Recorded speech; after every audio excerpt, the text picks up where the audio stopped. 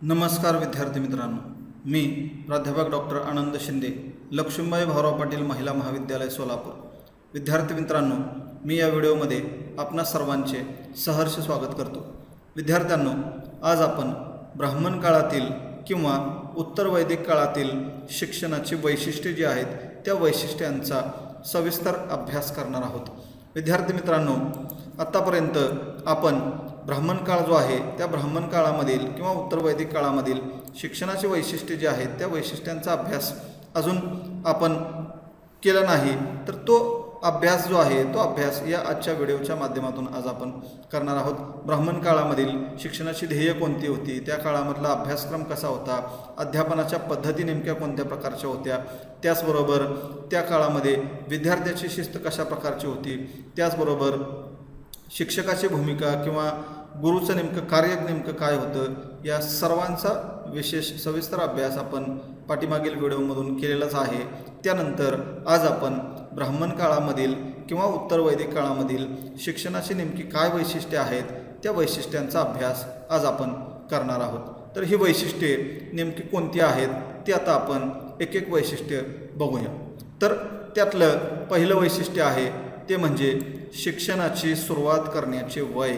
म्हणजे पहिलं वैशिष्ट्य आहे ते म्हणजे ब्राह्मण काळामध्ये शिक्षणाची सुरुवात नेमकं कधी केली जायची, तर साधारणपणे आपण पूर्ववैदिक काळातल्या वैशिष्ट्यांचा देखील अभ्यास केलेला आहे किंवा पूर्ववैदिक काळातील शिक्षण पद्धती आपण सविस्तर अभ्यासलेली आहे की पूर्ववैदिक काळ असेल किंवा उत्तर वैदिक काळ असेल, काळ एकच आहे, फक्त त्याचे दोन भाग केलेले आहेत। तर उत्तर वैदिक काळामध्ये किंवा पूर्ववैदिक काळामध्ये शिक्षणाची सुरुवात जी आहे ती सुरुवात लवकर करण्याचं काम केलं जायचं। का तर शिष्याचा अंतर्बाह्य विकास जर आपल्याला करायचा असेल तर शिक्षण हे लवकर सुरू केलं पाहिजे, अशा प्रकारचा प्रघात किंवा अशा प्रकारचा समज त्या काळामध्ये असायचा। म्हणजे शिष्याच्या शिक्षणाची सुरुवात जर लवकरात लवकर झाली तर त्याचा संपूर्ण विकास आपल्याला करता येईल, अंतर्बाह्य विकास आपल्याला त्याचा घडवून आणता येईल, अशा प्रकारची धारणा त्या काळामध्ये असल्यामुळं शिक्षणाची सुरुवात ही लवकर करण्याचं काम हे त्या काळामध्ये केलं जात असलेलं आपल्याला दिसून येईल। जसं आपण पूर्ववैदिक काळामध्ये देखील बघितलं की साधारणपणे शिष्याच्या शिक्षणाची घरामध्ये सुरुवात किंवा विद्यारंभ जो आहे तो विद्यारंभ कधी केला जायचा, तर साधारणपणे वयाच्या 5व्या वर्षीच त्या शिष्याच्या शिक्षणाची सुरुवात ही घरामध्ये केली जायची। घरामध्ये सर्वसामान्य ज्ञान, व्यावहारिक ज्ञान जे आहे हे व्यावहारिक ज्ञान त्या शिष्याला दिलं जायचं आणि त्यानंतर वयाच्या 8व्या वर्षी साधारणपणे त्या विद्यार्थ्यावर उपनयन संस्कार जो आहे हा उपनयन संस्कार त्याच्यावर केला जायचा आणि उपनयन संस्कार केल्यानंतर तो विद्यार्थी लगेचच मग गुरुच्या घरी जाऊन किंवा गुरुच्या आश्रमामध्ये गुरुकुलामध्ये जाऊन त्याच्या शिक्षणाची सुरुवात जी आहे ती सुरुवात करायचा। म्हणजे शिष्याच्या शिक्षणाची सुरुवात ही लवकरात लवकर कशी होईल हे त्या काळामध्ये पाहिलं जायचं। म्हणजे ब्राह्मण काळामध्ये शिक्षणाची सुरुवात करण्याचं वय जे आहे हे वय साधारणपणे 5 वर्षाचं असलेलं आपल्याला दिसून येईल। सुरुवातीला 5व्या वर्षामध्येच हे शिक्षण त्या विद्यार्थ्याचं सुरू व्हायचं घरामध्ये आणि नंतर 8व्या वर्षी उपनयन संस्कार झाल्यानंतर तो विद्यार्थी गुरुकुलामध्ये जाऊन शिक्षण घ्यायचा। म्हणजे अशा पद्धतीनं शिक्षणाची सुरुवात करण्याचं वय जे आहे ते अतिशय लवकर ते सुरू केले जायचं। त्यानंतर ब्राह्मण काळामधील शिक्षणाचं दुसरं वैशिष्ट्य आहे ते म्हणजे त्या काळामध्ये शिष्यांना संपूर्ण वास्तव्य जे आहे हे संपूर्ण वास्तव्य गुरुकुलामध्ये करावं लागायचं। जसं आपण पूर्ववैदिक काळामध्ये देखील हे वैशिष्ट्य बघितलं होतं की शिष्य आपल्या घरापासून दूर जायचा आणि दूर जाऊन गुरुच्या घरी किंवा गुरुकुलामध्ये जाऊन तो शिक्षण घ्यायचा। म्हणजे उपनयन संस्कारानंतर तो शिष्य गुरुकुलामध्ये जाऊन वास्तव्य करायचा आणि संपूर्ण वास्तव्य हे त्याचं गुरुकुलामध्येच असायचं। म्हणजे घराच्या बाहेर पडल्यानंतर किंवा घरापासून दूर गेल्यानंतर जवळपास 12 वर्ष तो गुरुच्या घरामध्ये किंवा गुरुकुलामध्ये राहून शिक्षण घेण्याचं काम करायचा। त्यावेळेस गुरूंच्या प्रत्यक्ष सान्निध्यामध्ये तो राहायचा। म्हणजे गुरु आणि शिष्य हे दोघंही एकाच ठिकाणी राहत होते। गुरु असतील, त्यांची पत्नी असेल किंवा त्यांची मुलं असतील आणि त्याचबरोबर हे 15-20 शिष्य जे शिक्षण घेण्यासाठी आलेले आहेत हे सर्वजण जे आहेत हे सर्वच्या सर्वजण गुरुकुलामध्येच राहायचे आणि गुरुकुलामध्ये राहूनच शिक्षण घेतलं जायचं। गुरुकुलामधलं वातावरण जे आहे हे कौटुंबिक वातावरण असायचं। म्हणजे आपण बघितलं की पिता पुत्राप्रमाणे प्रेम करण्याचं काम जे आहे हे प्रेम करण्याचं काम त्या काळामधले शिष्य आणि गुरु करायचे। म्हणजे गुरु जे आहेत ते गुरु त्या शिष्यावर पुत्रवत प्रेम करायचे। म्हणजे आपला मुलगा आहे, पुत्र आहे, अशा पद्धतीचीच वागणूक त्या काळामध्ये दिली जायची। म्हणजे कौटुंबिक वातावरण जे आहे हे कौटुंबिक वातावरण त्या काळामध्ये असलेलं आपल्याला दिसून येईल की त्या शिष्याला आपण घरापासून दूर आलेलो आहोत अशा प्रकारची कोणतीही भावना त्याच्या मनामध्ये निर्माण होत नव्हती। आणि संपूर्ण वास्तव्य गुरुकुलामध्ये करून शिष्यांवर संस्कार करून त्यांचा योग्य बौद्धिक विकास करण्याचं काम जे आहे ते काम त्या काळातल्या गुरुकडून केलं जायचं। म्हणजे त्या शिष्याचं संपूर्ण वास्तव्य म्हणजे शिक्षण संपेपर्यंत त्याचं वास्तव्य जे आहे हे वास्तव्य कुठं असायचं तर गुरुकुलामध्ये असायचं आणि गुरुकुलामध्ये राहूनच ते शिक्षण त्याला घ्यावं लागायचं। त्यानंतर पुढचं वैशिष्ट्य आहे ते म्हणजे शिष्याचे दैनंदिन जीवन। म्हणजे दैनंदिन जीवन त्या शिष्याचं कसं असायचं तर हे पण वैशिष्ट्य आपण बघितलेलं आहे की त्या काळामध्ये शिष्याचं दैनंदिन जीवन जे आहे हे दैनंदिन जीवन साधारणपणे कसं चालायचं तर पूर्ववैदिक काळाप्रमाणेच उत्तर वैदिक काळामधलं देखील दैनंदिन जीवन जे आहे ते साधारणपणे तसंच असायचं की त्या शिष्याचं दैनंदिन जीवन हे नियमित होतं। म्हणजे नियमानुसार असायचं, नियम ठरलेले असायचे, आचारसंहिता ठरलेली असायची, त्यानुसारच त्या शिष्याला वागावं लागायचं। लवकर झोपणे आणि लवकर उठणे म्हणजे संध्याकाळी लवकर झोपावं लागायचं आणि पहाटे लवकर उठावं लागायचं हा तिथला नियम होता किंवा नित्य नियम होता। त्या नियमानुसारच त्या शिष्यांना वागावं लागायचं। नित्य मुखमार्जन आणि स्नान संध्या करणं म्हणजे सकाळी लवकर उठल्यानंतर जसं आपण आज दात घासतो, आंघोळ करतो तशाच पद्धतीनं त्या काळामध्ये देखील नित्य मुखमार्जन जे असेल किंवा स्नान संध्या असेल, मुखमार्जन म्हणजे दात स्वच्छ करणं आणि संध्या स्नान म्हणजे आपण आंघोळ करतो तशा पद्धतीनं सकाळी लवकर उठून ही ज्याला आपण सकाळचे नित्योपचार म्हणतो, जे कार्य म्हणतो, दैनंदिन कार्य म्हणतो, ही दैनंदिन कार्य करणं। ही कार्य झाल्यानंतर प्रार्थना आणि पूजापाठ करणं म्हणजे प्रार्थना म्हणणं किंवा धार्मिक पूजापाठ करणं यासारखी कार्य करावी लागायची। त्यानंतर माधुकरी मागणं किंवा गुरुसेवा करणं, वेदांचे वाचन करणं यासारखी कार्य जी आहेत ही कार्य देखील त्या काळामध्ये त्या शिष्याला करावी लागायची। आणि त्याचबरोबर सर्वात महत्त्वाचं कार्य म्हणजे साधी राहणी आणि उच्च विचारसरणी। म्हणजे अतिशय साध्या पद्धतीनं जसे आपले गुरु अतिशय साध्या पद्धतीनं जीवन जगतात मात्र त्यांची विचारसरणी जी आहे ती अतिशय उच्च प्रकारची आहे। कोणत्याही प्रकारच्या शंकेचं निरसन त्यांच्याकडून जसं केलं जातं म्हणजे राहणी साधी असली तरी विचार मात्र चांगले असले पाहिजेत, उच्च दर्जाचे विचार असले पाहिजेत, अशा पद्धतीचे नियम जे आहेत हे नियम त्या काळामध्ये असायचे। आणि ह्या सर्व दैनंदिन नियमांचं पालन त्या शिष्याला करावं लागायचं। त्यानंतर पुढचं वैशिष्ट्य आहे ते म्हणजे चारित्र्याची जडणघडण। म्हणजे पूर्ववैदिक काळाप्रमाणे ब्राह्मण काळामधील विद्यार्थ्याच्या चारित्र्य संवर्धनावर तेवढाच भर दिला जायचा। म्हणजे त्याचं जे चारित्र्य आहे हे चारित्र्य कसं संपन्न बनेल, चारित्र्याची जडणघडण कशी होईल याच्याकडं त्या काळातल्या गुरूंचा देखील कटाक्ष असायचा।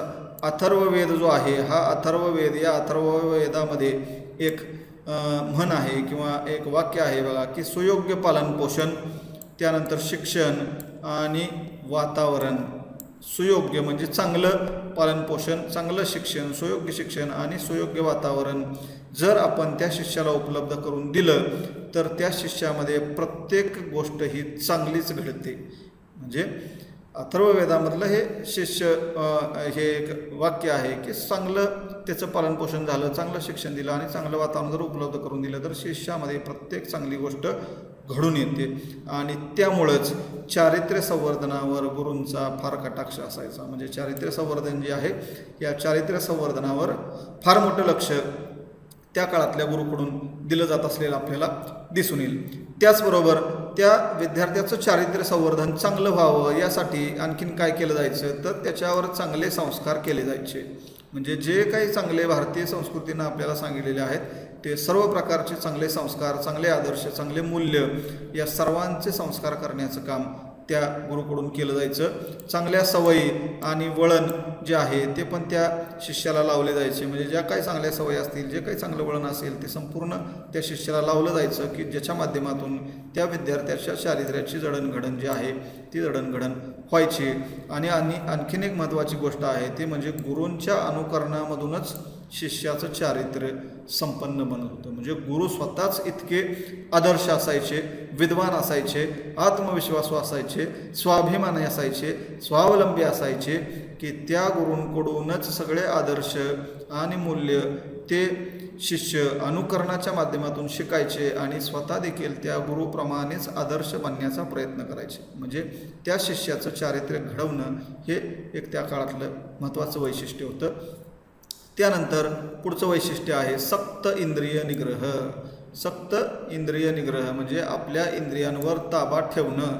ह्या गोष्टीला सुद्धा त्या काळामध्ये अतिशय महत्त्व असलेलं आपल्याला दिसेल, की ब्रह्मचर्य व्रत जे आहे या ब्रह्मचर्य व्रताचं पालन करणं ही त्या काळामध्ये सगळ्यात महत्त्वाची गोष्ट होती.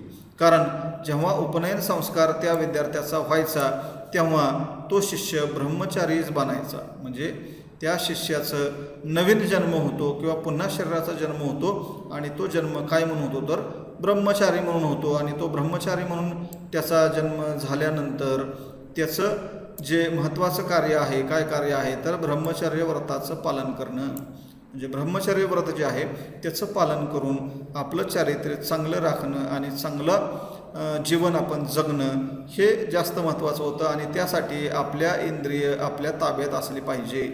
म्हणजे जे काही नियम त्या काळामध्ये घालून दिले जात होते की त्या नियमांचं पालन करून आपल्या इंद्रियांवर ताबा मिळवणं अतिशय महत्त्वाचं होतं. शिष्याचं जीवन म्हणजे उग्र तपश्चर्याचं जीवन आहे अशा पद्धतीनं त्या काळामध्ये समज होता. आणि त्याचबरोबर शरीर आणि मन यांचा सक्त निग्रह झाला पाहिजे.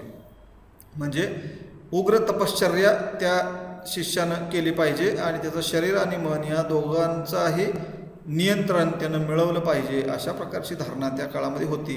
आणि त्यामुळं सक्त इंद्रिय निग्रहाला देखील त्या काळामध्ये स्थान होतं. कारण त्याच्या माध्यमातूनच व्यक्तिमत्वाचा विकास जो आहे तो व्यक्तिमत्वाचा सुयोग्य विकास घडत होता. म्हणूनच सक्त इंद्रिय निग्रह करणं म्हणजे आपल्या इंद्रियांवर ताबा मिळवणं, त्यांच्यावर नियंत्रण ठेवणं, आपल्या हातामध्ये ती सगळी इंद्रिय ठेवणं आणि ब्रह्मचारी म्हणून ब्रह्मचर्य व्रताचं पालन करणं हे देखील त्या काळामधलं एक महत्त्वाचं वैशिष्ट्य होतं. त्यानंतर पुढचं आहे विशेष व्यासंग वाढविण्यावर भर. विशेष व्यासंग वाढविण्यावर भर म्हणजे त्या काळामध्ये जसे अनेक प्रकारचे विषय त्या गुरुकुलामध्ये शिष्यांना शिकवले जात होते, पण हे विषय शिकवत असताना देखील त्या विद्यार्थ्याच्या आवडीनुसार प्रत्येक क्षेत्रामध्ये एक विशेष तज्ज्ञ म्हणून देखील त्याला विकसित होण्याची संधी गुरुकुलामध्ये दिली जायची. म्हणजे अनेक विषय जरी शिकवले जात असले तरी एखाद्या विषयामध्ये जर त्याला आवड असेल तर त्या विषयाच्या क्षेत्रात, आवडीच्या विषयाच्या क्षेत्रात त्याला विशेष तज्ज्ञ म्हणून देखील विकसित होण्यावर त्या काळामध्ये भर दिला जायचा. वर्णानुसार तर शिक्षण होतंच. आपण बघितलं की ब्राह्मणाला पौराहित्य कार्याचं शिक्षण दिलं जायचं. त्यानंतर क्षत्रियाला युद्धकला आणि राजनीतीचं शिक्षण दिलं जायचं. वैश्याला शेती, व्यापार, उद्योगधंदे यांचं शिक्षण दिलं जायचं. म्हणजेच त्या वर्णानुसार स्पेशलायझेशन त्या व्यक्तीचं केलं जायचं. म्हणजे ब्राह्मणाला पौराहित्य कर्मामध्ये विशेष तज्ज्ञ म्हणून, क्षत्रियाला युद्धकलेमध्ये विशेष तज्ज्ञ म्हणून आणि वैश्याला व्यापार शेतीमध्ये विशेष तज्ज्ञ म्हणून विकसित केलं जायचं. आणि म्हणजेच काय व्हायचं की प्रत्येक विद्यार्थ्यांना आपापला विशेष व्यासंग वाढवण्यावर भर दिल्यामुळं त्या काळामध्ये शिक्षणातून त्या शिष्यांचा सर्वांगीण विकास जो आहे तो सर्वांगीण विकास देखील साधला जायचा. म्हणजे केवळ एकाच विषयामध्ये त्यांना तज्ज्ञ केलं जात होतं असं नाही, तर अनेक प्रकारचे विषय त्या काळामध्ये शिकवले जात होते आणि त्याच्या माध्यमातून सर्वांगीण विकास घडवून आणण्याचं काम केलं जात होतं. पण त्याचबरोबर एखाद्या आवडीच्या क्षेत्रामध्ये देखील त्या विद्यार्थ्याला विशेष तज्ज्ञ म्हणून विकसित होण्याची संधी देखील दिली जात होती. त्यानंतर पुढचं वैशिष्ट्य आहे ते म्हणजे वैयक्तिक मार्गदर्शन. हे आपण अध्यापन पद्धतीमध्ये देखील बघितलेलं आहे की वैयक्तिक मार्गदर्शन ही एक वेगळी पद्धती त्या काळामध्ये अवलंबली जात होती की ज्याच्या माध्यमातून वैयक्तिक शिक्षणावर भर दिला जायचा. म्हणजे त्या गुरुकुलामध्ये आलेले 15-20 शिष्य जे असतील त्या प्रत्येक शिष्याच्या वैयक्तिक शिक्षणावर भर दिला जायचा. प्रत्येक शिष्याची आंतरिक क्षमता, बुद्धिमत्ता कशा पद्धतीनं विशेष विकसित होईल याकडं त्या गुरुचा कटाक्ष असायचा किंवा गुरुचं लक्ष असायचं. म्हणजे आंतरबाह्य विकास झाला पाहिजे, प्रत्येक विद्यार्थ्याचा झाला पाहिजे. फक्त राजाच्याच मुलाचा झाला पाहिजे किंवा फक्त ब्राह्मणाच्या मुलाचा झाला पाहिजे असं नाही, तर त्या गुरुकुलामध्ये आलेल्या प्रत्येक विद्यार्थ्याची आंतरिक क्षमता विकसित झाली पाहिजे, बुद्धिमत्ता विकसित झाली पाहिजे. अनेक प्रकारचे व्यावसायिक शिक्षण त्या प्रत्येक विद्यार्थ्याला आलं पाहिजे यासाठी त्या गुरूंचं लक्ष असायचं. म्हणजे वैयक्तिक मार्गदर्शन प्रत्येकाला केलं जायचं आणि त्याचबरोबर व्यक्तिगत प्रश्न आणि शंका ज्या आहे त्या शंकांचं देखील निरसन केलं जायचं. म्हणजे अनेक वेळा वैयक्तिक त्या विद्यार्थ्यांना प्रश्न विचारले जायचे किंवा विद्यार्थी गुरूंना वैयक्तिक प्रश्न विचारायचे आणि स्वतःच्या शंकांचं निरसन करून देखील घेण्याचं काम त्या काळामध्ये केलं जायचं. म्हणजे वैयक्तिक मार्गदर्शन ही एक महत्त्वाची गोष्ट किंवा महत्त्वाचं वैशिष्ट्य त्या काळामध्ये असलेलं आपल्याला दिसून येईल. त्यानंतर पुढचं वैशिष्ट्य आहे ते म्हणजे व्यावहारिक शिक्षण. व्यावहारिक शिक्षण म्हणजे असं म्हटलं जातं की ब्राह्मण काळामध्ये दिलं जाणारं जे शिक्षण आहे हे ब्राह्मण काळामध्ये दिलं जाणारं शिक्षण हे भविष्यातील जीवन संघर्षाला तोंड देण्यासाठी अतिशय महत्त्वाचं होतं. म्हणजे भविष्यातील जीवन संघर्षाला तोंड देण्यासाठी त्या काळामध्ये कोणती शिक्षण पद्धती जर यशस्वी ठरली असेल तर ती म्हणजे ब्राह्मण शिक्षण पद्धती किंवा उत्तर वैदिक काळातील शिक्षण पद्धती. म्हणजे त्या काळामध्ये पूर्व वैदिक काळातील शिक्षण पद्धती होती, बौद्ध शिक्षण पद्धती होती, जैन शिक्षण पद्धती होती, मुस्लिम शिक्षण पद्धती होती. मात्र या सर्व प्रकारच्या शिक्षण पद्धतीमध्ये भविष्यातील जीवन संघर्षाला तोंड देण्यासाठी जर कुठली शिक्षण पद्धती यशस्वी ठरली असेल तर ती आहे ब्राह्मण शिक्षण पद्धती. कारण ब्राह्मण शिक्षण पद्धतीमध्ये केवळ तात्विक ज्ञानावरच भर दिला जात नव्हता किंवा केवळ तात्विक स्वरूपाचंच ज्ञान दिलं जात नव्हतं, तर सर्व प्रकारचं व्यावहारिक शिक्षण जे आहे हे सर्व प्रकारचं व्यावहारिक शिक्षण दिलं जात होतं की ज्याचा उपयोग त्या शिष्याला गुरुकुलामध्ये, कुटुंबामध्ये आणि समाजामध्ये तिन्ही ठिकाणी जगण्यासाठी किंवा स्वतःचा उद्योग व्यवसाय करण्यासाठी देखील ते शिक्षण उपयोगी पडायचं, व्यवहारी व्हायचं. आणि म्हणूनच असं म्हटलं जातं की ब्राह्मण काळातील हे शिक्षण व्यावहारिक शिक्षण होतं किंवा त्या शिष्याला उपयोगी पडेल अशा प्रकारचं शिक्षण होतं. त्यानंतर पुढचं वैशिष्ट्य आहे ते म्हणजे व्यापक अभ्यासक्रम.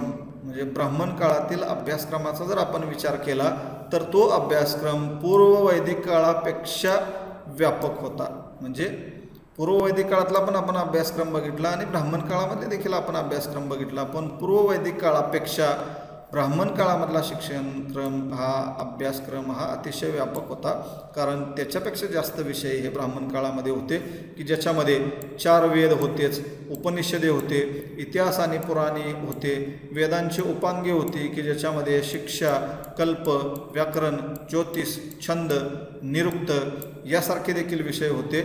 आणि तसंच अंकगणित आहे, खगोलशास्त्र आहे, नैतिकता आहे, आसुरी विद्या आहे, सर्पविद्या आहे, न्याय आणि कायदा यासारखे देखील विषय आहेत. म्हणजे हे सगळे जे विषय आहेत की एवढे विषय त्या पूर्ववैदिक काळामध्ये देखील होतेच, पण या पूर्ववैदिक काळाशिवाय हे अंकगणित, खगोलशास्त्र, नैतिकता, आसुरविद्या, सर्पविद्या आणि हे विषय जे आहेत हे विषय त्या काळामध्ये अतिरिक्त विषय ब्राह्मण काळामध्ये शिकवले जात होते. म्हणजे पूर्ववैदिक काळापेक्षा ब्राह्मण काळामधला अभ्यासक्रम जो आहे तो अभ्यासक्रम अतिशय व्यापक स्वरूपाचा असलेला आपल्याला दिसून येईल. त्यानंतर पुढचं वैशिष्ट्य आहे ते म्हणजे शारीरिक शिक्षेचा अभाव. म्हणजे शारीरिक शिक्षा जी आहे त्याचा अभाव होता. म्हणजे शारीरिक शिक्षा कुठल्याही प्रकारे त्या शिष्याला दिली जात नव्हती. म्हणजे जसं आपण म्हटलं की वैदिक काळातील शिक्षण हे मानसशास्त्रीय तत्वावर आधारलेले होते किंवा वैदिक काळातील शिक्षण पद्धती, शिक्षण प्रणाली ही मानसशास्त्रीय होती. तर का मानसशास्त्रीय होती? तर विद्यार्थ्याच्या मानसशास्त्राचा तिथं विचार केला होता. त्याला कधीही शारीरिक शिक्षा दिली जात नव्हती, कारण शारीरिक शिक्षा देणं म्हणजे पाप असं समजलं जात होतं. शारीरिक शिक्षा देणं म्हणजे पाप. त्या लहान मुलाला कुठल्याही प्रकारची शारीरिक शिक्षा देऊ नये, कारण शारीरिक शिक्षा जर दिली तर पाप होतं. अशा प्रकारचा समज त्या काळामध्ये असल्यामुळं त्या काळामध्ये शारीरिक शिक्षा त्या विद्यार्थ्याला दिली जात नव्हती. मग काय शिक्षा दिली जात होती? तर आपण बघितलं की विद्यार्थी शिस्त ही स्वयंशिस्तच होती. स्वयंशिस्तीवरच जास्त भर होता. एखादा विद्यार्थी त्याच्यामधून देखील जर बेशिस्त वर्तन केलं तर काही काळासाठी म्हणजे एखादा दिवस दुसरा दिवस त्या विद्यार्थ्याला किंवा त्या शिष्याला गुरुपासून लांब ठेवलं जायचं, म्हणजे गुरुच्या जवळ येऊ दिलं जायचं नाही, ती एक त्याला शिक्षा असायची. किंवा कधीतरी एखाद्या दिवशी त्या शिष्याला उपाशी ठेवणं, अशा प्रकारची पण शिक्षा त्या काळामध्ये दिली जायची. पण शारीरिक शिक्षा मात्र त्या काळामध्ये केली जात नव्हती, म्हणून शारीरिक शिक्षेला विरोध होता. शारीरिक शिक्षा करणं म्हणजे पाप आहे अशा पद्धतीनं मांडलं जात होतं. त्या काळामध्ये जे काही आचार्य महत्त्वाचे होऊन गेले, त्याच्यामध्ये आपस्तंभ असतील, मनु असतील, गौतम असतील, यासारख्या आचार्यांनी शारीरिक शिक्षेला विरोध केल्याचा आपल्याला दिसून येईल. म्हणजे अनेक जे गुरु होते त्या गुरूंनी शारीरिक शिक्षेला विरोधच केला होता. त्यामुळे शारीरिक शिक्षेचा अभाव हे एक त्या काळातलं महत्त्वाचं वैशिष्ट्य आहे. त्यानंतर पुढचं आहे आवडीनुसार शिक्षण. म्हणजे अनेक प्रकारचे विषय जरी त्या काळामध्ये शिकवले जात असले तरी देखील शिष्यांना विषय निवडीचं स्वातंत्र्य होतं. म्हणजे तो शिष्य आपल्या आवडीनुसार देखील विषय निवडू शकत होता. आपल्या इच्छेनुसार आणि कुवतीनुसार अभ्यासक्रम त्याला निवडता येत होता किंवा शिकता येत होता. हे देखील त्या काळामधले एक विशेष वैशिष्ट्य आपल्याला दिसून येईल. कारण वैदिक काळामध्ये एक गोष्ट महत्त्वाची मानली जायची, ती म्हणजे शिक्षित होणं ही प्रत्येकाची जबाबदारी आहे. म्हणजे शिक्षित होणं ही प्रत्येक नागरिकाची जबाबदारी आहे आणि प्रत्येक नागरिकानं शिक्षण घेत असताना कोणत्या विषयामधून घ्यायचं किंवा कोणत्या विषय आपल्याला इच्छेनुसार कौतीनुसार अभ्यासक्रम निवडायचा आहे, त्या आवडीनुसार शिक्षण घेण्याची जबाबदारी ही त्या प्रत्येक शिष्याची असायची. ब्राह्मण आणि क्षत्रिय हे जे दोन वर्णाचे लोक होते त्या लोकांना आध्यात्मिक ज्ञान प्राप्त करण्याचं स्वातंत्र्य होतं. म्हणजे वैदिक किंवा धार्मिक आध्यात्मिक ज्ञान जे आहे हे ज्ञान प्राप्त करण्याचं स्वातंत्र्य कोणाला होतं तर ब्राह्मण आणि क्षत्रियांना होतं. ती मुभा कुणाला नव्हती तर स्त्रियांना नव्हती किंवा शूद्रांना नव्हती. म्हणजे आपापल्या आवडीनुसार ते शिक्षण घेण्याची सुविधा देखील त्या काळामध्ये असलेली आपल्याला दिसून येईल. त्यानंतर पुढचं वैशिष्ट्य आहे ते म्हणजे कर्मसिद्धांताचा व जाती व्यवस्थेचा परिणाम. कर्मसिद्धांत म्हणजे जसं कर्म कराल तसं भोगाल, असं जसं आपण म्हणतो की जसं कर्म आहे तसं तुम्हाला भोगावं लागेल. त्या कर्माचा आणि जाती व्यवस्थेचा देखील त्या शिक्षणावर परिणाम झालेला आपल्याला दिसून येईल. तर कशा पद्धतीने हा परिणाम होता तर अभ्यासक्रमातील विषय निवडीवर समाज रचनेचा आणि जाती व्यवस्थेचा परिणाम होता. जाती व्यवस्था म्हणजे जसं वर्णव्यवस्था आपण बघितली की ब्राह्मण, क्षत्रिय, वैश्य आणि शूद्र हे जे 4 वर्णाचे लोक होते त्या लोकांना वर्णानुसार आणि जातीनुसार शिक्षण दिलं जात होतं. म्हणजे ब्राह्मणाला पौराहित्य धार्मिक कर्मकांड करण्याचं शिक्षण, क्षत्रियाला युद्धकलेचं राजनीतीचं शिक्षण, वैश्याला शेती, व्यापार आणि उद्योगधंद्याचं शिक्षण. म्हणजे त्या विद्यार्थ्याला जातीनुसार वर्णानुसार शिक्षण दिलं जात होतं. पूर्व वैदिक काळामध्ये मात्र तसं नव्हतं. कोणत्याही विद्यार्थी कुठल्याही वर्णामध्ये जाऊ शकत होता. मात्र ब्राह्मण काळामध्ये ब्राह्मणांचं वर्चस्व मक्तेदारी वाढल्यामुळं जातीव्यवस्था घट्ट झाली, वर्णव्यवस्था घट्ट झाली. एका वर्णामधून दुसऱ्या वर्णामध्ये तो जाऊ शकत नव्हता आणि त्यामुळं ज्या वर्णामध्ये ज्या जातीमध्ये तो जन्म घेतला त्याच जातीचं शिक्षण, वर्णाचं शिक्षण त्याला घ्यावं लागायचं. आणि शूद्र आणि स्त्रिया ज्या आहेत यांना वेदाध्ययन करण्याचा अधिकारच नव्हता. म्हणजे त्या काळामध्ये नाकारला गेला. वेदाध्ययन त्यांनी करायचंच नाही. शूद्र लोक जे असतील किंवा स्त्रिया असतील त्यांनी वेदाध्ययन करायचं नाही. अशा पद्धतीनं जातीव्यवस्थेचा परिणाम जो आहे तो जातीव्यवस्थेचा परिणाम त्या काळामध्ये झाला. आणि कर्मसिद्धांत म्हणजे तो चांगलं कर्म केलं तर ब्राह्मणाच्या जातीमध्ये वर्णामध्ये जातील, वाईट कर्म केलं तर शूद्राच्या वर्णामध्ये जातील. म्हणजे जसं कर्म करशील तसं तुझा जन्म होईल आणि त्या जन्मानुसार तुला काय करावं लागेल, शिक्षण घ्यावं लागेल. अशा प्रकारचा समज त्या काळामध्ये निर्माण झाल्यामुळं हा जातीव्यवस्थेचा परिणाम शिक्षण पद्धतीवर देखील झालेला आपल्याला दिसून येईल. आणि त्यानंतर शेवटचं एक वैशिष्ट्य आहे ते म्हणजे समावर्तन समारंभ. म्हणजे हा एक महत्त्वाचा समारंभ किंवा संस्कार त्या काळामध्ये शिष्यावर केला जायचा की शिक्षण पूर्ण झाल्यानंतर हा संस्कार केला जायचा. समावर्तन विधी असं त्याला म्हटलेलं आहे. शिक्षण पूर्ण केल्यानंतर हा विधी केला जायचा. आता समावर्तन हा जो शब्द आहे या समावर्तन शब्दाचा अर्थ आहे परत फिरणे किंवा परत जाणे. परत फिरणे किंवा परत जाणे. तर समावर्तन समारंभ म्हणजे काय तर आपलं गुरुकुलातलं शिक्षण संपल्यानंतर परत गृहस्थ आश्रमामध्ये जाणे किंवा परत आपल्या घरी जाणे असा त्याचा अर्थ आहे. म्हणून हा समावर्तन समारंभ शिक्षण पूर्ण झाल्यानंतर तो केला जायचा, कारण समावर्तन म्हणजे परत जाणे, परत फिरणे. तर शिक्षण पूर्ण केल्यानंतर आपल्या घरी परत आपल्याला जायचं आहे, म्हणून हा समावर्तन विधी जो आहे तो विधी केला जायचा. आणि हा जो विधी आहे तो विधी आत्ताच्या पदवीदान समारंभासारखा होता.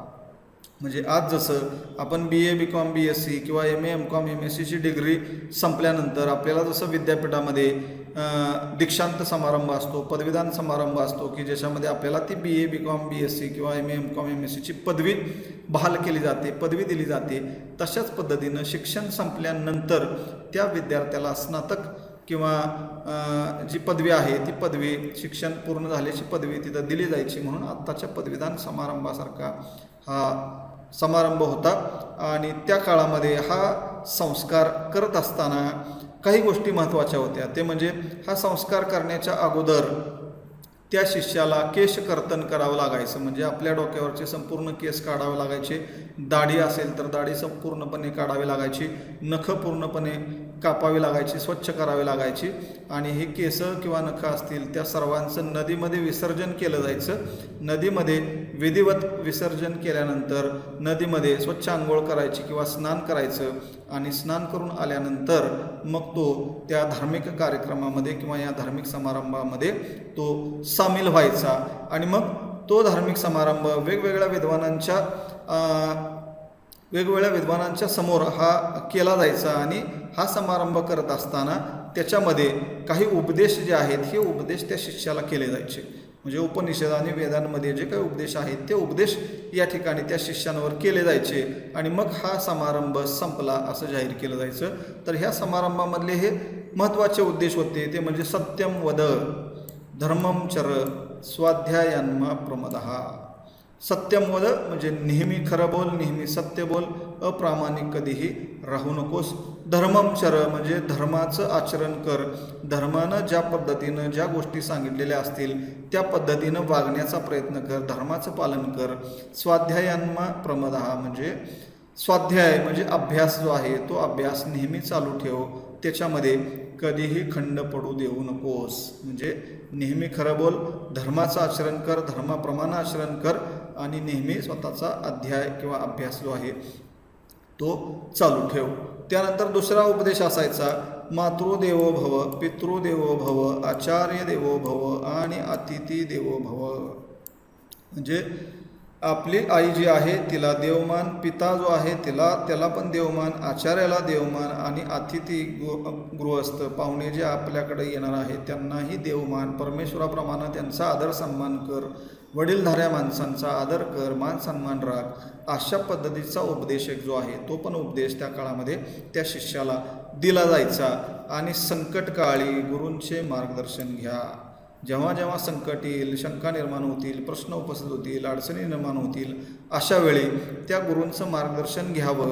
अशा प्रकारचा जो उपदेश आहे हा उपदेश जो आहे हा उपदेश त्या काळामध्ये त्या शिष्याला केला जायचा. कारण हे सर्व ज्ञान जे आहे हे सर्व ज्ञान कुठं होतं तर त्या उपनिषदांमध्ये किंवा वेदांमध्ये दिलेलं होतं. आणि हे याचं पालन करणं म्हणजेच तुम्ही त्या धर्माप्रमाणे आचरण करताय असं समजलं जायचं. म्हणून हा समावर्तन समारंभ करत असताना शिक्षण पूर्ण झाल्यानंतर हा समावर्तन समारंभ केला जायचा. आणि हे सगळे उपदेश त्याला पाळ अशा पद्धतीचा सूचना त्या शिष्याला दिल्या जायच्या. आणि त्याचं शिक्षण जे आहे ते शिक्षण पूर्ण होऊन तो गृहस्थाश्रमामध्ये जाण्यासाठी त्या ठिकाणी सिद्ध व्हायचा. तर अशा पद्धतीनं हा समावर्तन समारंभ केला जायचा. म्हणजे शिक्षण सुरू करण्यासाठी विद्यारंभ नावाचा संस्कार असायचा किंवा उपनयन नावाचा संस्कार असायचा. आणि शिक्षण संपल्यानंतर हा समावर्तन समारंभ असायचा. तर विद्यार्थी मित्रांनो, अशा पद्धतीने आपण उत्तर वैदिक काळ किंवा ब्राह्मण काळ या काळामधील जवळपास 13 शिक्षणाची वैशिष्ट्ये जी आहेत ही वैशिष्ट्ये आपण आज अभ्यासलेली आहेत. जर हा व्हिडिओ तुम्हाला आवडला असेल तर नक्कीच याला लाईक, शेअर आणि सबस्क्राईब करायला विसरू नका. धन्यवाद.